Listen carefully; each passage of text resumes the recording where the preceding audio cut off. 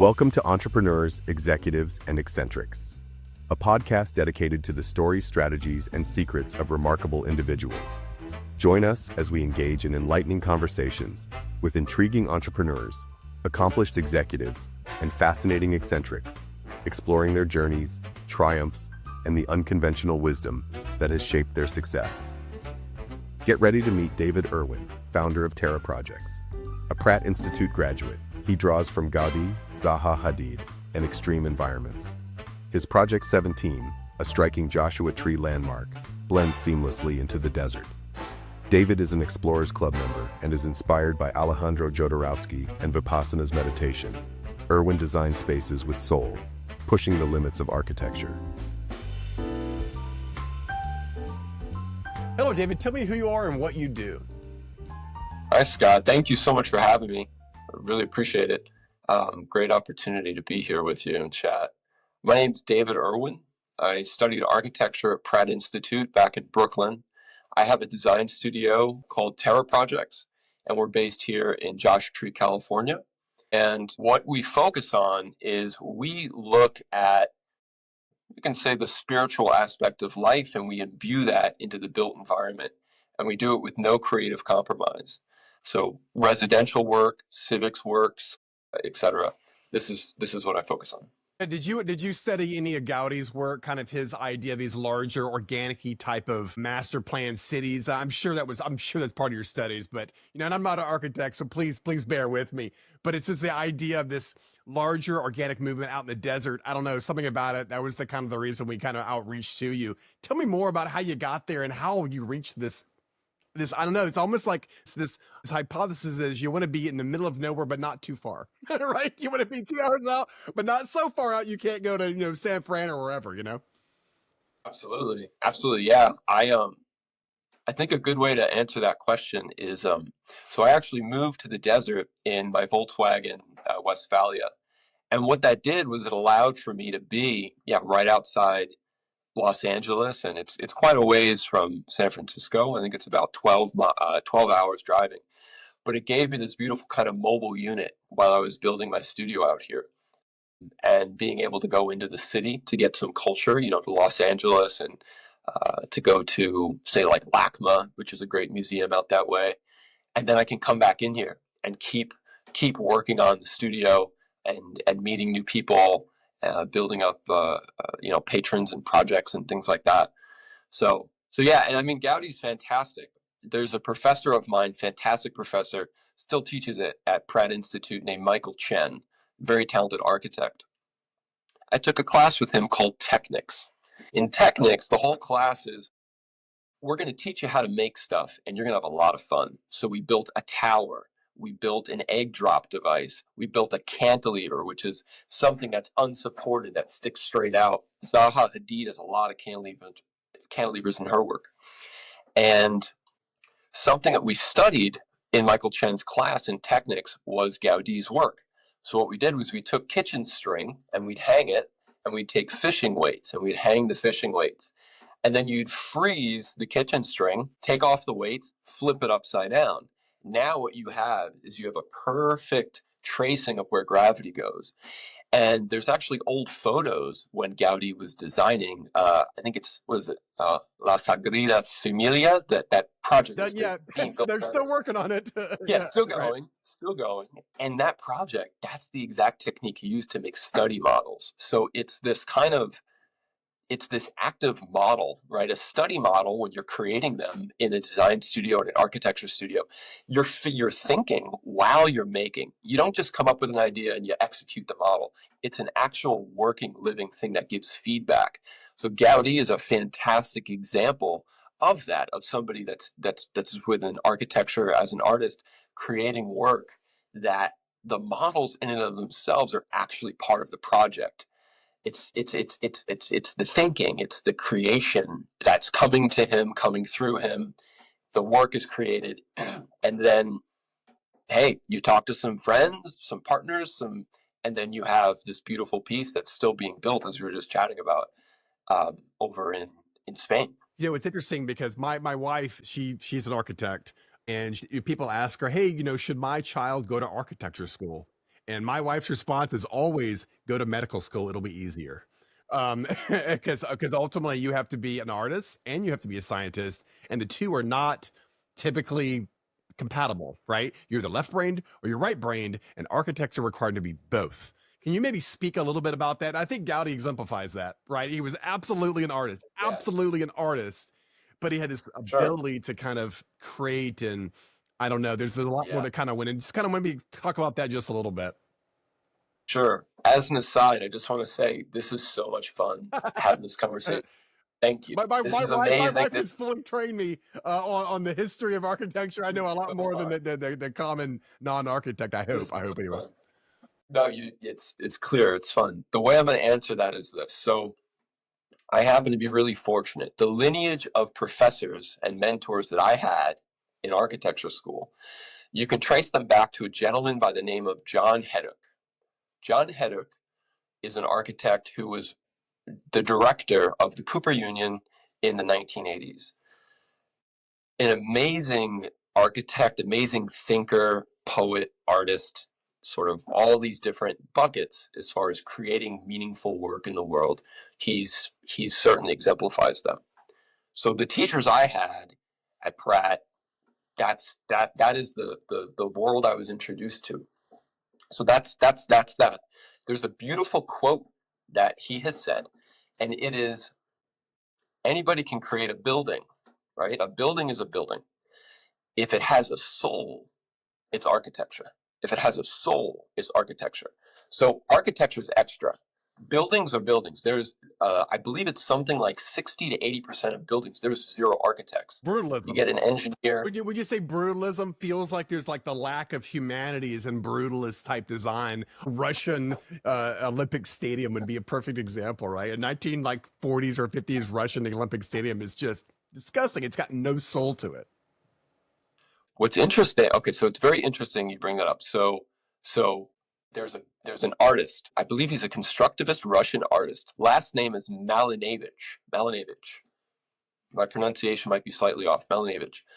He directly inspired Zaha Hadid while she was making her work at the AA in London. There's an energy, there's a dynamism to Zaha's work, which is quite profound, and it is absolutely undeniable. Her work is taking the colors that Malinevich was using within his paintings and the line work and beginning to breathe new life into them. There's something channeling through her, and she was the one to deliver it into the world as architecture. There's a dynamism to it. Now, my personal opinion on brutalist work is that there's actually an honesty to it these days that is quite striking for people. The raw materiality, there's an honesty to the materials where, I mean, sometimes modernism is just boring. It feels like a doctor's office. It's white, it's blown out, too much light. So I think that there's touches of the brutalism that is certainly, it occurs to me, it's needed right now with society where we're at with creating work. And I would say that there's particular buildings that they still hold their own. But rather than sort of a whole style, I would definitely need to go bit by bit with different buildings that are powerful and that can do their thing, and they happen to be in the canopy of brutalism, rather than saying the whole style is X or Y. Habitat 67 in Montreal. It almost has a feel of rock, right? Of like some type of chipped rock or whatever, and it's listed as brutalist. I don't think it is. I feel like it's an organic building that almost looks like molecules that kind of put themselves together. And but again, untrained eye, right? I'm looking at it from an untrained eye may not kind of classify that in the same way. Well, it's a great point, right? Something we were chatting about before we jumped on the call is migration and where people are moving, right? There's a lot of people that live in cities. There's a lot of people that live in rural environments. And what's interesting in the US is a lot of the flyover states and these rural places, there's been huge population booms moving from cities that now dwell in these rural places. It's super fascinating to me. And what's even more interesting is it's not just a gut thought, right? When I decided, hey, I'm going to pack up the Volkswagen, I'm going to move to the desert. There's data that backs it up. For instance, there's an article in the Atlantic, September of 2019. written by staff writer Derek Thompson. And the title of it is Why America's Largest Metros Are Shrinking. And now this is right before lockdown. And what Derek Thompson talks about is it's been happening since 2010. Chicago, LA, and New York have all been shrinking in population with people moving somewhere, right? So there's this thing that happens within society, and then that's directly reflected in the architecture. And those happen to be the times, best I can tell, that we're currently in. Yeah, I mean, your move to the desert is very into the wild, right? It's almost a rejection of, and I bet you own that book. Is that correct? Into the Wild.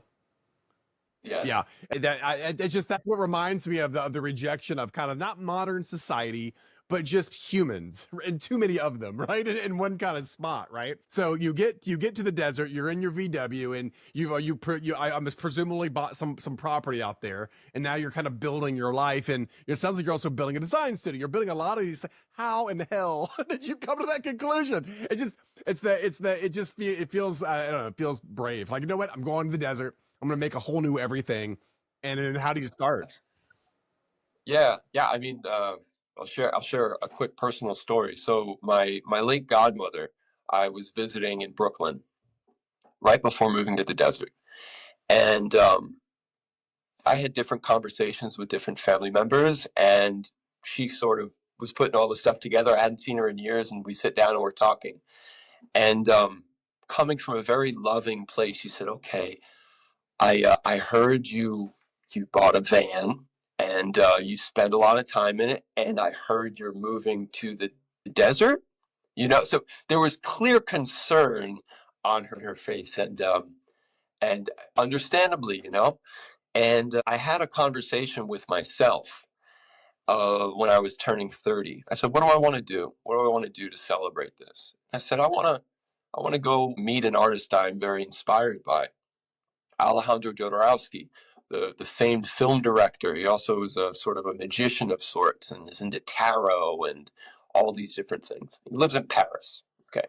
So I decided to go there for my 30th birthday, and I said, "Hey, what else am I going to do while I'm there?" And I had heard about this Vipassana meditation retreat. It's 10 days of silence, lots of meditation. And I grew up around meditation with my mother meditating and doing energy work and things like this. I said, "You know what, let me do that. I want to go see Alejandro, and the rest of the time I'll do this meditation retreat." Well, I came out of that meditation retreat, and that's where I started to have these realizations. I get out and start putting these different thoughts together of, I think my time living in the city for right now is done. I want to move somewhere rural. And I love Big Sur, California, and I love Joshua Tree, California. Spent some time in both. And I said, "Okay, that sounds good." And so I'm just this is all internal. I did a Google search because I was also like, I love designing architecture. I love design. I love art. I also financially, I'm super interested in being able to use my time on earth to impact as much as I can. So let me learn this business thing more. I want to own the designs too, because the story of design is incredibly important to me in the studio. The story of it. How can we make sure that story keeps going, right? To to speak of our times that we're in right now. I said, "Okay, but if I own it, I think that would be helpful." I'm like, "Yeah, that would be helpful." So I did a single Google search, acre of land, Big Sur, California. Came out, I think it was $347,000. I said, "Okay, 1 acre of land, Josh Tree, California, $8,000." I was like, "Whoa, interesting," because I felt pulled to both of them, and this was so obtainable to me. And I said, "Wow, okay, let's do it." So then I started looking more into it, and I wound up making the move out here in the van, and within 4 months' time of basically working two jobs, design studio, and then also looking at real estate and understanding, how do you buy it? What does that look like? I had no idea. I was a complete novice. And so I worked two jobs while I was out here.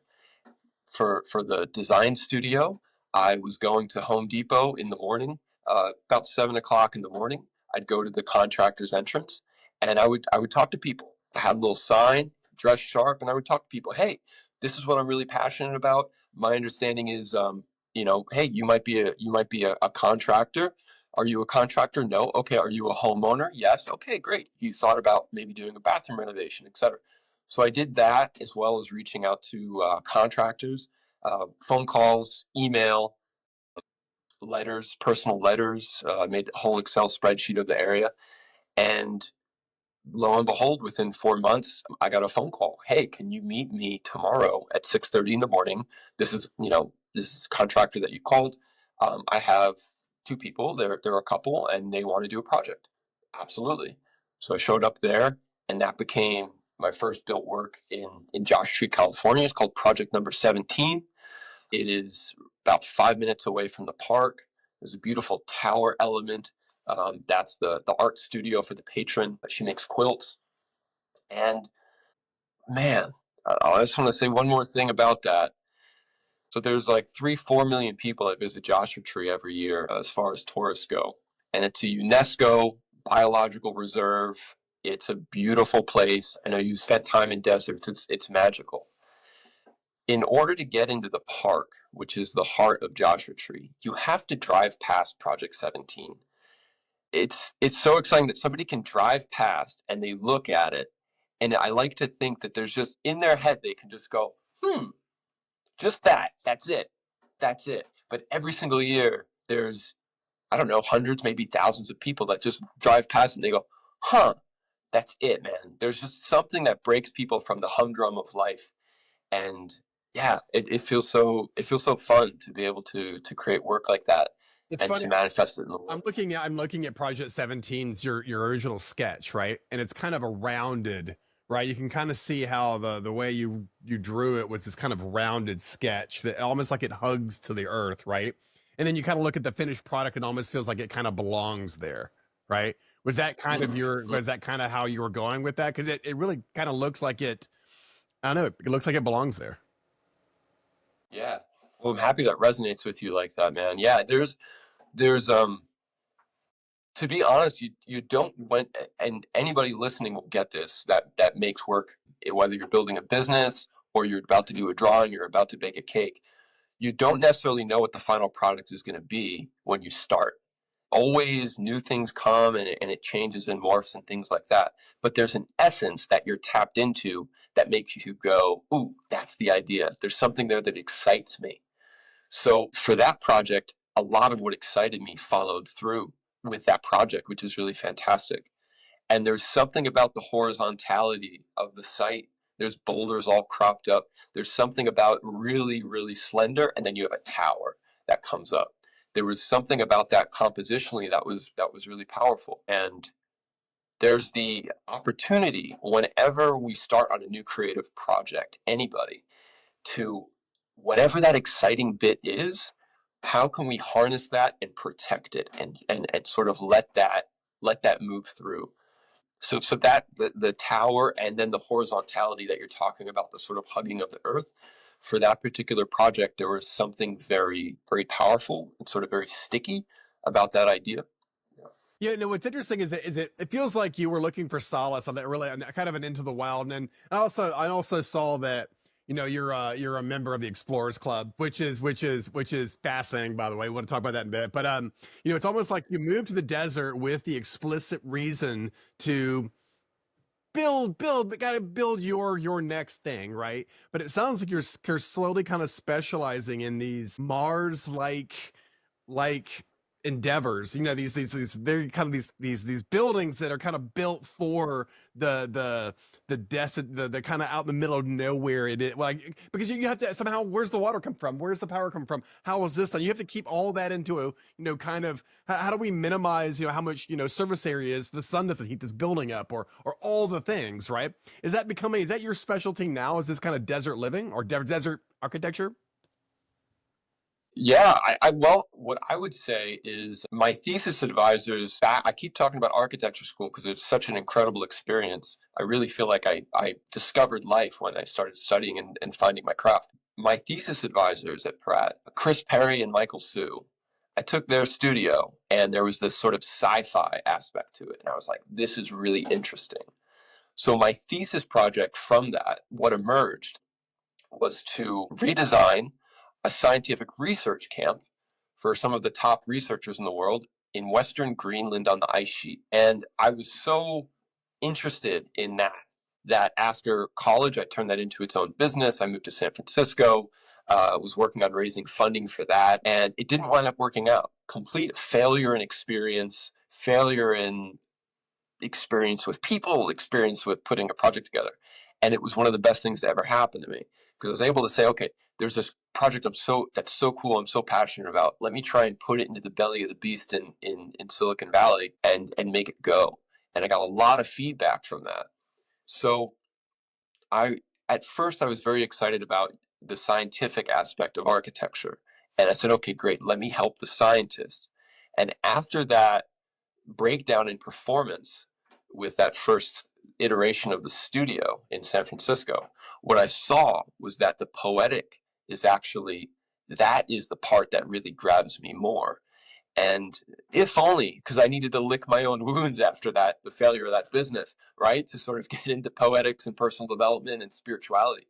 But what's beautiful is I do find that there's a lot of solace there. And the desert has that. It's an environment that is so conducive to that. So in a roundabout way, I'm sort of back to where I started, I suppose, with that extreme environment design and being able to make work. And what I'll also say is from that first business failure, one of the huge things I took away was your team, and people are so important. And I say this and it sounds so cliche because it's true.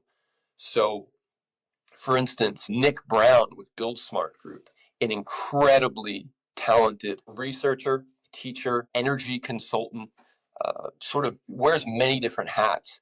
And he is pivotal for me being able to build in what's called Climate Zone 14, the desert. Being able to do the analysis and looking at the windows and the R value, the insulation value of the walls and the glass and the ceilings and everything. And, you know, structural engineer Reza Bannon out of San Diego. The guy is a complete animal. He is the nicest person to work with, super talented, and really is on top of this stuff and knows his craft of structural engineering so well. So what I found is there's this beautiful resonance out here with people that know areas much better than myself, which I don't want to go as deep as they have, but that's their craft. Great. Put them together, and then we can create things like Project 17. Yeah, it's so okay, but so the this project that didn't work out in, did you say Greenland? You said Greenland, right? Yes, That's Greenland. and it's just that's one extreme to the other, right? So that, but they're probably opposites, right? You want to in Greenland, you probably want to maximize surface area for southern exposure, right? For heat and that kind of stuff. And then in where you are now, you want to minimize, I guess, southern exposure for, kind of these to kind of minimize the actual surface area that can be heated up. And can you kind of talk about that? Like, what have you learned? What are the what are the weird things you've learned in the desert about building things? Sure. So just touching on Greenland. So that project, I believe it's project number 6, rig on our website, terraprojects.org. That project, interestingly enough, the reason that I saw it as an opportunity to redesign what they already had was because of the sun. The sun was actually getting too. It's not that the sun was getting too hot, but the way in which the structure was built, it was reacting to the sun's heat, and the whole thing was sinking. Imagine an ice sheet and the sun's coming down. Now imagine there's a metal platform or wood platform on it. It's a dark spot in the middle of white. When the sun hits it, that's going to naturally heat up. So what happens is that starts to sink and this differential settlement, and it gets all messed up. So the idea was, let's take some inflatables, some very strong inflatables. Shout out to John Sweezy with Matt Jack in Indianapolis, Indiana. Extremely talented gentleman. He created a full-on prototype for the rig inflatables.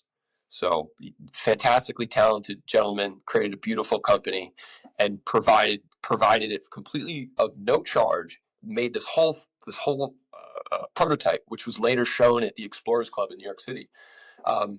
So that was sort of the approach there. It's like, okay, the sun is doing this thing.